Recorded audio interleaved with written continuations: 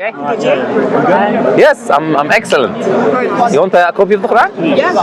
One or two? Two. Sure. Thank you. Are you guys from here? Just a bit more down south, but do you want to put these in there? Sure. I don't want to get So are you guys religious? Do you believe in anything? Looking into it, yeah. Definitely. Sure. Looking into Islam or religion in general? Islam specifically, yeah. Okay, that's interesting. So are you right now following in religion? You believe in a creator, higher power? I'd say so, yeah. Okay, so you Towards it. you believe in a higher power? Leaning towards a higher power? You don't believe in a higher power? At all? We're getting there. I want to look into it. Sure. So let me give you a hypothetical example, and I always say, ask this question. Do you believe that something can come from absolute nothingness? Like there's no energy, no matter, no space, no quanta, just there's absolute nothingness. Can anything come from that? No. So you cannot have something from nothing. We have a universe that has a starting point, and that starting point with matter and energy. Matter and energy is not conscious. It cannot compress itself. It cannot expand itself. So that would require an external cause. Would you agree? By necessity, right? Yeah. So whatever the external cause is, now look at what it did.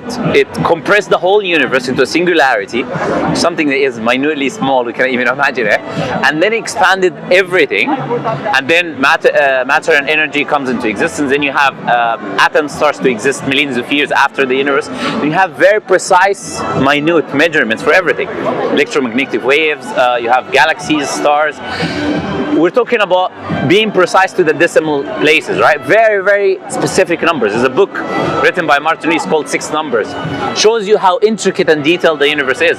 If one number was different, the universe will not exist. And then on top of that, life would not exist. That's even something called fine-tuning, which is even more complication, right? For you to have life in the universe. Now, can any of that happen without an intelligent being behind it?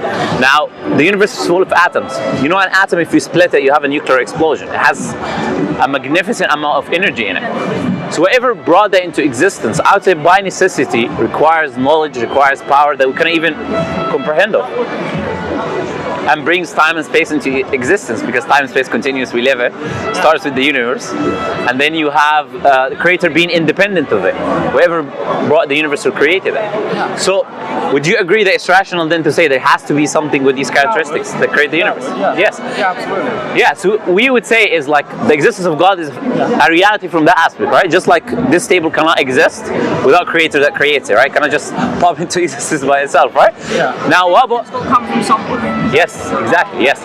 Everything has a beginning. And I say that because the creator is always existing. And why? Because if you keep having an infinite chain of things that needs other things, nothing will exist. Because I will need you, she will need you, then nothing will ever start. So there has to be something that starts everything. See, that is the creator of the universe, right? Because this is a common question that sometimes people get, right? Who created God? If someone creates God, then we'll say who created God? And who created who? And it will never end, right? And we wouldn't exist. Because nobody will ever create anything, right? So what about prophets and messengers? Do you believe, or do you have any idea about prophets, messengers of God, people who come to deliver? I have a rough idea, because that's Muhammed, Jesus was a prophet. Yes. Abraham. Yes.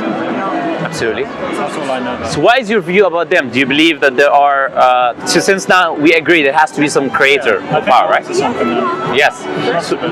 So we say those messengers and prophets of God, they all come and say we came from that entity that created the universe, right? We're coming here to deliver a message for you from the creator that created you and us. If there is a creator, then it would make perfect sense for him to send messengers to tell us our purpose, because we didn't create ourselves. And you cannot come yourself to the conclusion of why do you exist. You know, many people say, what's my purpose in life? But that is not an answer you can give. You can have a subjective purpose, doing something on the side, but what is the objective purpose of the existence of all humanity? Only the one who made you can tell you. You know, the one who made your watch, for example, is the one who determined is going to tell you the time. So that purpose of telling the time was given by the maker and the manufacturer, right? So the one who ascribes purpose to things is the one who designs and makes these things and objects, okay? So we see those prophets and messengers come and tell us our purpose. Muslims believe the purpose in this life, in this existence, is to be tested. This life is a test, and that test is whether you will do good, right? and fulfill yourself by connecting with the Creator, doing goodness in community and society, or you will follow Satan and your own desires. There's only two ways, there's only two paths. So for example, if you're living your life right now not following a specific religion, how do you determine whether something is right or wrong? I used to use the law. You use what? Sorry? Law. Yeah. Which law? Oh, the law of the country. Yeah. So then, do you think morality then is relative? Do you think morality then is relative and is based on your country? So if you go, for example, to a country and law says, hypothetical example, right? Law says it existed in history that slavery is okay. Then does slavery then become okay? Morally acceptable? If it was the law? No. So morality is not relative then. It's not based on the community, society, or the law. So how do you determine then? Because if you say no, based Try to on use my moral compass, I guess. excellent. So what? How would I want to be treated? That's all. Okay, treat others as you want to be treated. That's a very common thing I said, and that comes from a liberal principle, right? That is kind of a selfish principle as well. And there's many things that doesn't extend to other people. I'll give you a very graphic example, right? Bear with me. I take this graphic example. Yeah. So you have, for example, a brother and a sister want to have intercourse. They're not doing anything to others, right? They do get with themselves. You would agree that's wrong.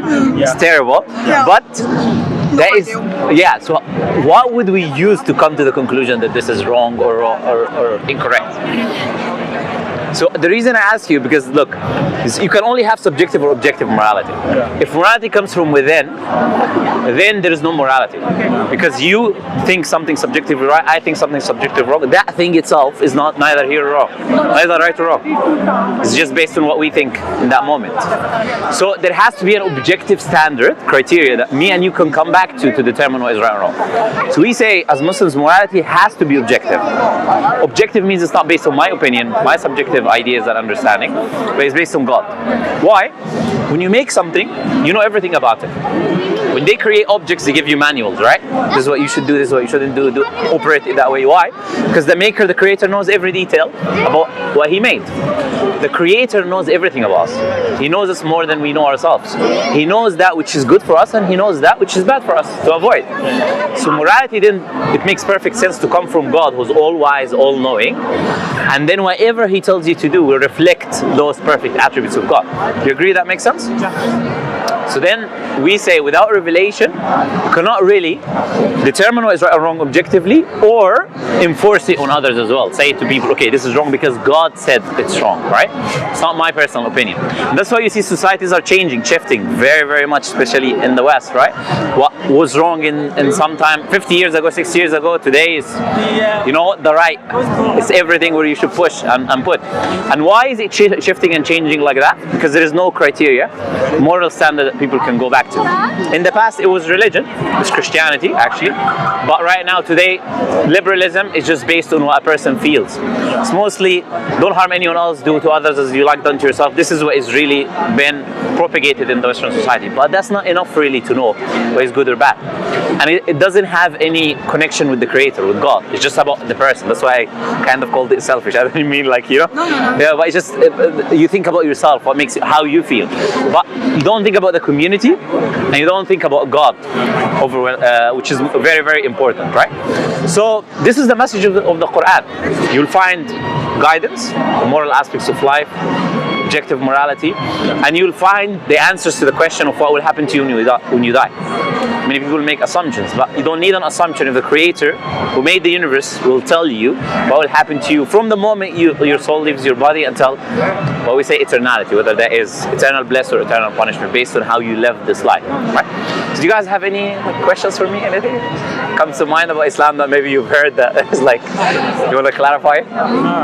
And you can ask anything, absolutely, like I don't get offended. Okay, sure. Oh, actually, can I be a Muslim if I've drank alcohol in the past? Yes, absolutely. So whatever in Islam, the Prophet It's riba. yes, that's excellent. Yes.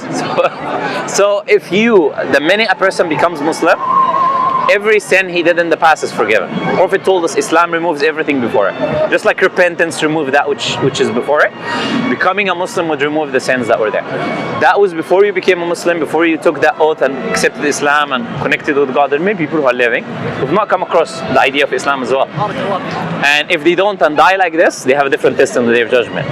But God is not going to hold them accountable until they hear the message, they know the truth. And then once they accept Islam, then there is a clean new slate that you have basically with you and the Creator and everything that you do. So don't worry about the past. Even some people have tattoos, they worry about tattoos. Even if it will remain on your body. If you've done it before Islam, then Islam doesn't require you to do anything towards it.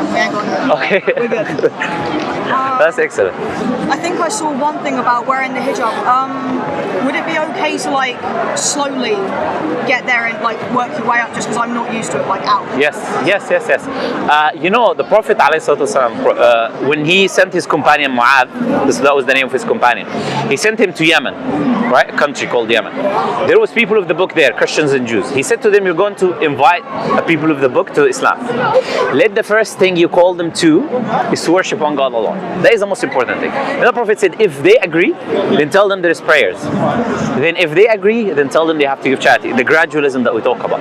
So the Prophet didn't say, go tell them everything that they should and shouldn't do, and like which will confuse them, right? You have to take people gradually, step by step, and ease into everything. Even alcohol, since you mentioned that. The prohibition of alcohol in Islam came gradually. First, Allah revealed that there is benefits and harms in alcohol, but there is more harms than benefits. So the harms outweigh the benefits. So Allah is just letting them know, okay, there's more harm in this thing.